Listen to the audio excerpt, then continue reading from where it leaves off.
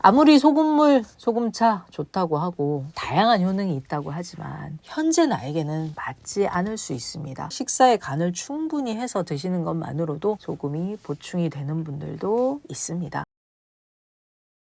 소금물, 소금차가 다른 사람들은 먹고 효과를 봤다는데 나는 먹었더니 힘들더라. 소금차나 소금물이 안 맞는 경우, 주의해야 되는 경우 말씀드리겠습니다. 다양한 장점들이 있지만 양이 지나치거나 소금보다는 다른 게 더 필요한 몸인 경우, 소금물, 소금차를 과도하게 드시거나 농도를 진하게 드신다든지 맞지 않는 경우에 드셨을 때는 좋은 반응보다 그렇지 않은 반응들이 나타날 수 있습니다. 첫 번째는 몸이 냉한 분들입니다. 자연의 모든 이치가 그랬듯이 차면 굳고 따뜻하면 풀립니다. 사람의 몸도 마찬가지인데요. 따뜻하면 풀려서 피가 돌지만 차가우면 굳고 수축되고 혈액이 제대로 돌지를 못하겠죠. 몸이 냉한 분들은 수분 흡수가 잘 되지 않는데 겨울 땅이 건조하다고 해서 물을 부어도 스며들지 못하는 경우와 같습니다. 날이 풀리기를 기다리면서 밭갈이를 해야 되는 작업이 필요한데요. 이 몸이 냉한 분들은 거의 땀도 흘리지 않고 땀으로 배출되는 게 없다 보니 물도 자연스럽게 안 먹게 되고요. 그런 경우에 소금물부터 먹으면 겉도는 느낌이 들고 몸이 붓는 느낌이 들 수 있습니다. 그런데 소금과 물을 먹지 않으면 이 굳어가는 증상이 더 심해집니다. 가래도 심해지고 결린 증상도 더 심해지고 안구 건조가 심해지고 많은 문제들이 생길 수 있는데요. 어떻게 해야 되느냐? 다른 분들이 드시는 농도 맞춰가지고 드시게 되면 힘드실 수 있습니다. 냉기를 빼는 작업을 함께 하면서 소금물을 드셔야지 따뜻한 햇볕이 비쳐서 땅이 데워지면서 밭갈이를 해서 물을 붓고 촉촉한 땅을 만드는 것과 비슷한데요. 해가 떠 있는 시간에 30분 이상 걸어주시고 족욕, 반식욕 하셔서 열을 만듭니다. 주무시기 전에는 배에 찜질팩을 올려두고 이 장기들을 따뜻하게 해주시고요. 주무시는 곳에 등을 따뜻하게 해서 척추를 데워주시고 몸의 전체를 데워주시는 겁니다. 소금물부터 드시기 힘든 경우는 간장차나 된장차를 만들어서 따뜻하게 드시는 것도 좋습니다. 그렇게 시작을 하셔서 이후에 소금물, 소금차 시도를 해보셔도 되는데요. 차가운 생수에 타서 벌컥벌컥 드시기보다는 따뜻한 소금차의 형태로 드시는 걸 추천을 드립니다. 두 번째 주의하셔야 되는 분들은 이 몸에 긴장감이 심한 분들인데요. 이 긴장감이 심하다는 건 근육이나 몸이 부드럽지 않고 수축이 되어 있는 분들입니다. 처음부터 농도를 진한 소금을 드셨을 때는 몸이 수축이 되어 있다 보니까 흡수가 잘 되지 않고요. 울렁거리거나 토할 것 같고 구역질 나고 두통까지 생길 수 있습니다. 긴장돼 있고 수축돼서 굳어있는 상태를 혈액과 수분이 이동하기가 쉽지가 않은데요. 긴장감들을 풀어줄 수 있는 새콤달콤한 맛의 음식들을 함께 드시면서 필요하면 소금물을 드시면 좋은데요. 평소에 동치미 국물이나 냉면 육수처럼 신맛과 짠맛이 같이 있는 것을 좋아할 가능성이 크고요. 반찬류 중에서도 간장이 들어간 조림류 같은 것을 좋아하실 수 있습니다. 레몬즙, 발효식초, 오미자 같은 새콤한 맛, 신맛 나는 것들을 드시면서 또 소금을 같이 드시면 무리 없이 흡수가 잘 됩니다. 세 번째 소금차 주의해야 되는 분들은 이 위장이 약한 분들인데요. 짜게 먹거나 소금 먹고 나면 앞머리가 아프고 앞니마가 띵하다 이런 느낌 받으실 수 있습니다. 속도 울렁거리고 몸이 축 처지면서 침이 막 고이면서 구토가 나올 것 같다 혹은 구토를 한다. 위장의 연동 운동이 잘 되지 않기 때문에 무기력하고 만사가 귀찮고 생각이 많은 늘어져 있는 경우가 많은데요. 이럴 때는 소금을 먼저 드실 것이 아니고 달달한 맛에 따뜻하게 유기 원당차를 타서 드시거나 꿀이나 조청 드시는 것도 괜찮습니다. 위장을 편안하게 해주시고요. 위장이 편안해지면 소금이 들어갔을 때도 괜찮습니다. 네 번째는 얼굴만 붓고 땀이 나면서 뻘개지는 분들인데요. 소금물 드시면 가슴이 답답하고 숨이 차거나 두근거리고 자고 일어났더니 얼굴이 부어서 깜짝 놀랐다 이런 얘기 하시는 분들도 있습니다. 소금차 드시고 전신이 가볍게 붓는 분들도 있고 손발이 붓는 분들도 있고 또 얼굴만 붓는 분들도 있는데 일시적으로 수분이 부족했다가 채워지면서 수분들이 배출이 되고 흡수되고 하는 과정에서 붓는 현상이 일시적으로 있을 수는 있습니다. 일시적이지 않고 소금물만 먹으면 얼굴이 붓고 땀도 난다. 심장을 편안하게 해주는 잘 태운 누룽지 숭늉 드시면 좋고요. 카페인에 대한 거부감이 없거나 잠자는데 방해되지 않으신다면 커피도 괜찮습니다. 쓴맛 나는 것들을 먼저 드시고 밥을 드실 때도 수수밥처럼 심장을 튼튼하게 하는 것들을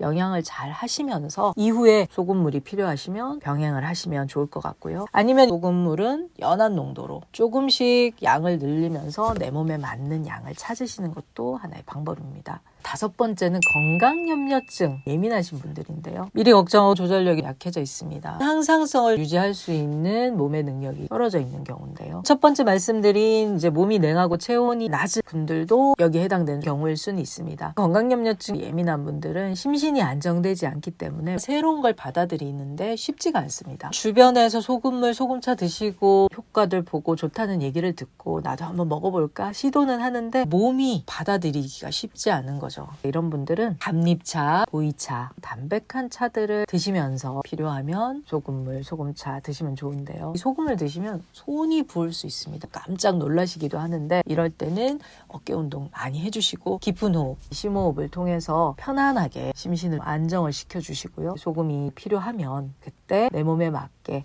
연한 농도로 소량부터 시작해서 조금씩 늘려가시는 게 좋습니다. 아무리 소금물, 소금차 좋다고 하고 다양한 효능이 있다고 하지만 현재 나에게는 맞지 않을 수 있습니다. 식사에 간을 충분히 해서 드시는 것만으로도 소금이 보충이 되는 분들도 있습니다. 식사만으로 염분이 보충이 되지 않는 그런 분들은 소금물, 소금차를 드셔주시면 좋은데요. 그렇지 않은 경우는 무리하게 과량의 소금물, 소금차 몇 리터씩 타서 드시면서 몸의 상태는 고려하지 않고 시도하시기보다는 다른 부분들을 보완을 하면서 지혜로운 방법으로 드시면 좋을 것 같습니다. 다음 시간에 더 유익한 내용으로 찾아뵙겠습니다. 고맙습니다.